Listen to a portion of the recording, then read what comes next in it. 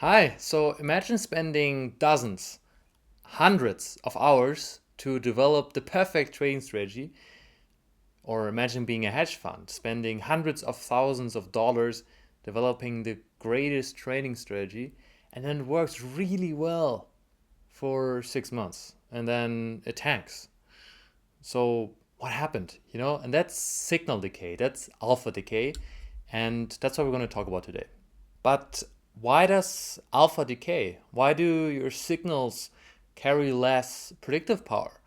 So that happens because market conditions change. The patterns in the data that you feed your strategy, they change. And over time, investors and traders also have different behavioral patterns. And all of this makes it so that markets change. They're not stationary, they're not a stationary process.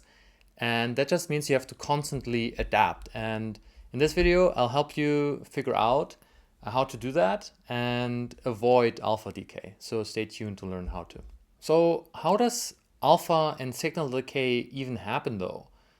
What basically happens is that there are certain statistical patterns that you either implemented yourself with your statistical trading strategy or that your machine learning model learned by itself through training on the data.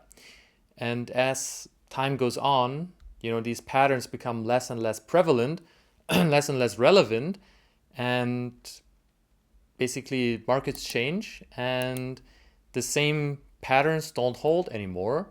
And so you can't predict the market that well anymore.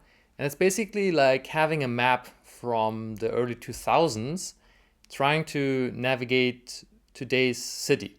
Or, you could go even further back from the 80s and trying to navigate today. It will probably be kind of possible, but a lot of streets will have changed. There will be new streets, new houses, things like that. So while some patterns still hold, you won't be able to navigate completely smoothly. It will not be Google Maps on your phone. It will be quite different. And you can imagine it like that, with patterns no longer completely holding, or a lot of patterns not holding anymore, but some still holding.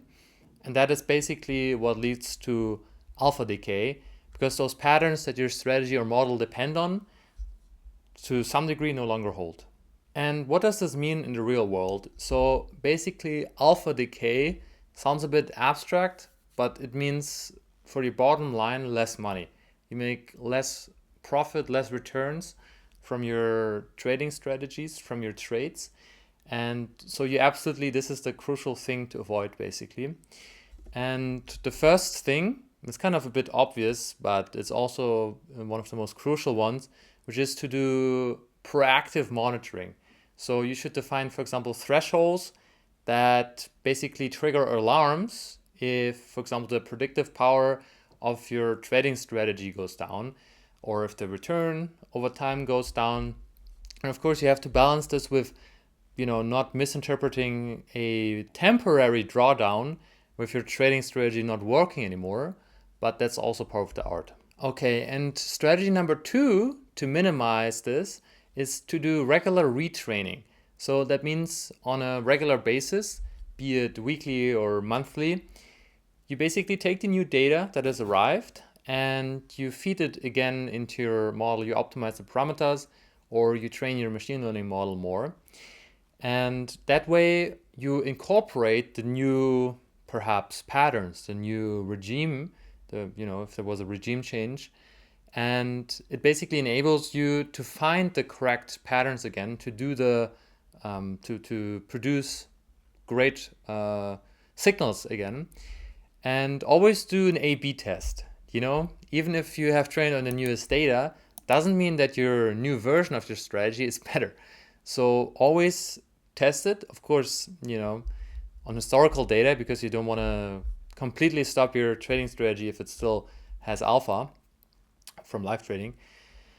So basically do A/B tests on historical data just to make sure that your new version is actually better. And point number 3 is online learning and basically continuous learning. So this is especially relevant for machine learning models, for example, ones employing reinforcement learning, because what is probably a good idea is to continuously re-ingest data for online learning, basically streaming new data, and as the seconds, minutes, hours, and days go on, basically retraining with gradient descent. So basically just using normal machine learning techniques, but on the fly. And this is a great way to basically on the fly make sure that your reinforcement learning model performs the best it can. All right, and point number 4 is a 2-in-1. So first we have ensemble models and methods. So basically you could imagine it as a council of models, a council of strategies. And so to speak, they give in their vote. They're perhaps weighted differently. And based on what the overall consensus is, so to speak, you do a certain action. That's your signal. And of course, you want to combine models that have different predictive qualities. So they should not all be focused on the same source of edge or alpha, but target different areas in the market, so to speak. And what you can also do is, so this is number 1, ensemble, and number 2 is model rotation. So what you could do, for example, is train a model to detect which regime you're in, or what, for example, the current market sentiment or market conditions are. And then depending on which regime condition you have, you actually use a different model. And I think that's a very, very cool way of also basically preserving strategies and maximizing returns. And point number 5 is basically focused on your source of alpha. So when you do feature engineering, so basically selecting how you want to gain alpha, either from your machine learning model or your statistical trading strategy, it's probably a good idea, if you want to avoid long-term alpha decay, to focus more on fundamental indicators, signals, things like that, instead of more superficial ones. So, fundamentals, of course, are very straightforward when it comes to companies, but you can even have some for Forex, crypto, things like that. When it comes to statistical trading strategies, it's always good to basically focus on causal relationships. So, for example, if X thing happens in one market, I don't know, for example, in sugar, this always impacts oil in this way.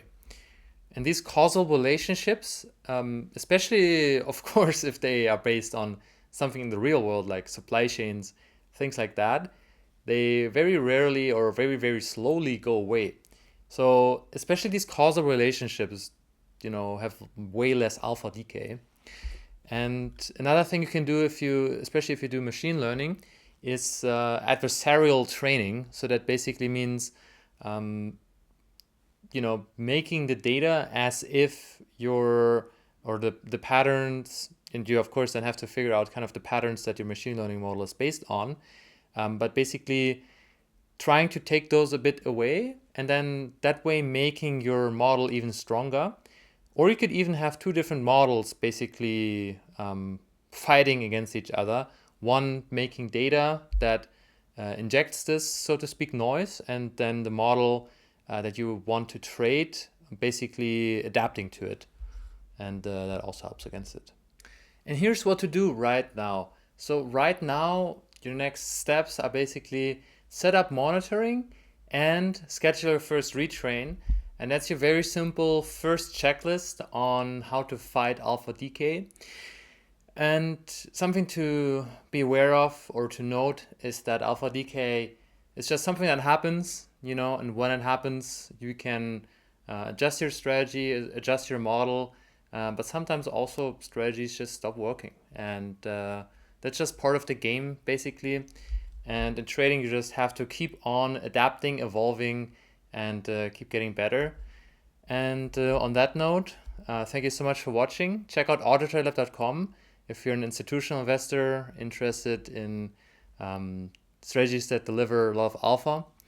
And otherwise, hit the like button, smash the subscribe button and the bell, and comment down below what you think are other good tips. And thank you for watching.